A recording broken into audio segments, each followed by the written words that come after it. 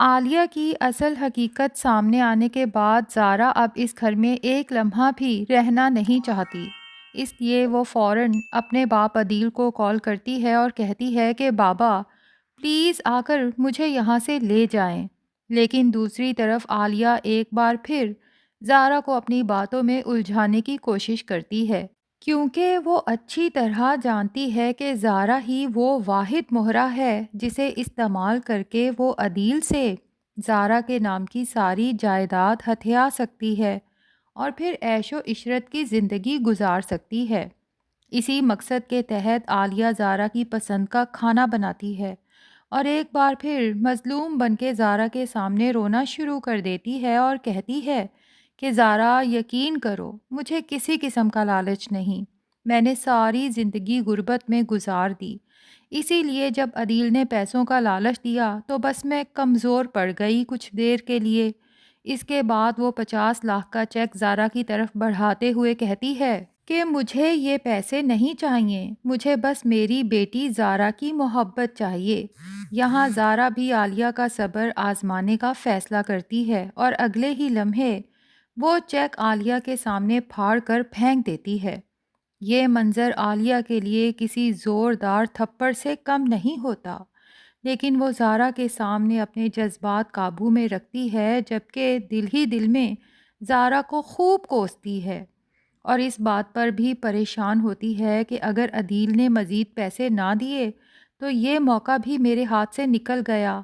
زارا عالیہ کے چہرے کے بدلتے تاثرات سب سمجھ رہی ہے، لیکن اس کے سامنے یوں ظاہر کرتی ہے جیسے وہ پھر سے پہلے والی معصوم زارا بن گئی ہو اور کہتی ہے کہ آئیے خالہ، آپ کے ہاتھ کا بنا کھانا کھاتے ہیں اور جو کچھ ہمارے درمیان ہوا اسے بھول جاتے ہیں۔ عالیہ دل ہی دل میں خوش ہوتی ہے کہ ایک بار پھر زارا میرے کنٹرول میں آ گئی اور اسے میری جھوٹی محبت پر یقین بھی آ گیا اور اب میں عدیل سے بڑی رقم نکلوانے میں کامیاب ہو جاؤں گی۔ اسی دوران عدیل اپنے بیٹے ریحان کے ساتھ وہاں پہنچ جاتا ہے۔ عدیل کو گھر میں داخل ہوتے دیکھ کر عالیہ کا غصہ 7ویں آسمان پر پہنچ جاتا ہے اور وہ چیخ کر کہتی ہے کہ تمہاری ہمت کیسے ہوئی میرے گھر میں آنے کی، جس پر عدیل صاف لفظوں میں کہتا ہے کہ میں تمہارے گھر بیٹھنے نہیں آیا، میں صرف اپنی بیٹی زارا کو لینے آیا ہوں۔ عالیہ کو اب بھی یہی لگتا ہے کہ زارا اس کے قابو میں ہے، اس لیے وہ عدیل سے کہتی ہے کہ زارا میری اجازت کے بغیر کہیں نہیں جائے گی اور تمہارے ساتھ تو ہرگز نہیں۔ لیکن یہاں زارا خود بول پڑتی ہے کہ خالہ میں نے خود بابا کو بلایا ہے اور میں انہی کے ساتھ جاؤں گی۔ زارا کے منہ سے بابا کا لفظ سن کر عدیل کی آنکھیں نم ہو جاتی ہیں، کیونکہ وہ برسوں سے یہ لفظ سننے کا منتظر تھا۔ اسی دوران عالیہ پہلے ہی مہرو کو بلا چکی ہوتی ہے تاکہ آگے کا منصوبہ بنایا جا سکے۔ اب سب لوگ ایک ہی جگہ جمع ہوتے ہیں۔ ریحان آگے بڑھ کر عالیہ کو زارا کے نام کی جائیداد کے کاغذات دیتے ہوئے کہتا ہے کہ یہ لیجئے، آپ کو جو پراپرٹی کے پیپرز چاہیے تھے ہم تیار کروا کر لے آئے ہیں۔ عالیہ جیسے ہی ہاتھ بڑھاتی ہے تو اسے یاد آتا ہے کہ کچھ دیر پہلے ہی تو میں نے زارا سے کہا تھا کہ مجھے پیسوں سے نہیں صرف تم سے محبت ہے۔ ایسے میں زارا خود آگے بڑھتی ہے اور ریحان سے کہتی ہے کہ خالہ کو یہ سب نہیں چاہیے، پھر عالیہ کی طرف کاغذات بڑھاتے ہوئے کہتی ہے کہ خالہ اگر واقعی آپ کو پیسوں سے محبت نہیں تو اپنے ہاتھوں سے یہ کاغذات پھاڑ کر پھینک دیں تاکہ سب کو میرے ساتھ محبت کا ثبوت دے سکیں۔ عالیہ یہاں عجیب کشمکش میں پھنس جاتی ہے، ایک طرف خواب پورا ہونے والا ہے اور دوسری طرف زارا سے بولا گیا جھوٹ۔ وہ کنکھیوں سے مہرو کو دیکھتی ہے اور مہرو اشاروں میں کہتی ہے کہ پیپرز پکڑ لو، پھاڑنے کی کوئی ضرورت نہیں۔ عالیہ فوراً کاغذات تھام لیتی ہے اور زارا طنزیہ مسکراہٹ کے ساتھ دیکھتی ہے کہ بس یہی تھی آپ کی محبت۔ پھر عدیل ایک بڑی رقم کا چیک عالیہ کے ہاتھ پر رکھتے ہوئے کہتا ہے کہ تم نے میری بیٹی کو پالا، یہ ہے اس کا معاوضہ۔ عالیہ کی تو جیسے لاٹری لگ جاتی ہے۔ ایک طرف جائیداد کے کاغذات اور دوسری طرف اتنی بڑی رقم، جبکہ زارا عدیل سے کہتی ہے کہ چلیں بابا اب یہاں سے، میں یہاں مزید رکنا نہیں چاہتی۔ عدیل بس بار بار بابا سن کر خوشی سے نہال ہو جاتا ہے اور اپنی بیٹی کو لے کر وہاں سے چلا جاتا ہے۔ پیچھے عالیہ اور مہرو صرف چیک کو دیکھ دیکھ کر خوش ہو رہی ہوتی ہیں، لیکن عالیہ نہیں جانتی کہ یہ خوشی عارضی ہے، کیونکہ اس کی اپنی بیٹی مہرو ہی اسے لوٹنے والی ہے۔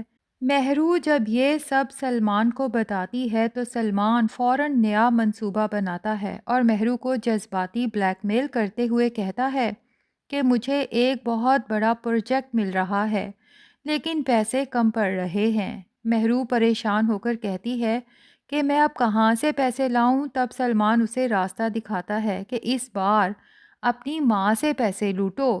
مہرو بڑی چالاکی سے عالیہ کو سمجھاتی ہے کہ جب تک چیک کی رقم اکاؤنٹ میں نہ آئے چیک بیکار ہے۔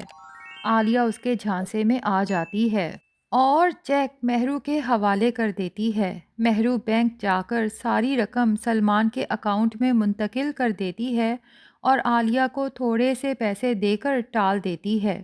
ادھر سلمان سوچتا ہے کہ اب جو لوٹنا تھا لوٹ لیا، اب مہرو سے کوئی کام نہیں اور وہ فرار ہونے کا پلان بنا لیتا ہے۔ دوسری طرف زین کی ماں فرحہ کو مہرو پر شک ہو جاتا ہے اور وہ ڈائننگ ٹیبل پر زین کے سامنے مہرو سے زیورات کی واپسی کا مطالبہ کرتی ہے۔ مہرو گھبرا جاتی ہے اور کہتی ہے لیکن ممی وہ زیورات تو میرے تھے، میں آپ کو وہ سب کیوں دوں؟ جس پہ فرحہ طنزیہ مہرو کو دیکھتی ہے اور جتا دیتی ہے کہ تم پیچھے سے کچھ بھی لے کر نہیں آئی تھی، تمہارے پاس زیورات سے، کپڑوں سے، جوتوں سے لے کر جو کچھ ہے سب میرا دیا ہوا ہے اور میں جب چاہوں تم سے یہ سب واپس لے سکتی ہوں۔ مہرو گھبرا جاتی ہے لیکن زین اسے بچا لیتا ہے کیونکہ اسے اپنے ہونے والے بچے کی فکر ہوتی ہے۔ مگر جلد ہی فرحہ مہرو کو زبردستی چیک اپ کے لیے لے جائے گی اور حقیقت سامنے آ جائے گی کہ مہرو کی پریگننسی تو کب کی ختم ہو چکی ہے۔ یہ جان کر زین کو بھی مہرو سے نفرت ہو جائے گی۔ نہ صرف مہرو کی طلاق ہوگی بلکہ زیورات بھی واپس لیے جائیں گے۔ پولیس انویسٹیگیشن کے بعد سلمان اور مہرو کا سارا کھیل بے نقاب ہو جائے گا اور مہرو کو احساس ہوگا کہ سلمان نے اسے صرف استعمال کیا تھا۔ تو ناظرین اب دیکھنا یہ ہے کہ مہرو اور سلمان کا انجام کیا ہوتا ہے۔ ویسے آپ کو کیا لگتا ہے کہ اس ڈرامے کا سب سے برا ولن کون ہے؟ مہرو، سلمان یا پھر عالیہ؟ کمنٹس میں اپنی رائے ضرور بتائیں۔ ریویو پسند آیا ہے تو ویڈیو کو لائک اور چینل کو سبسکرائب کرنا نہ بھولیں۔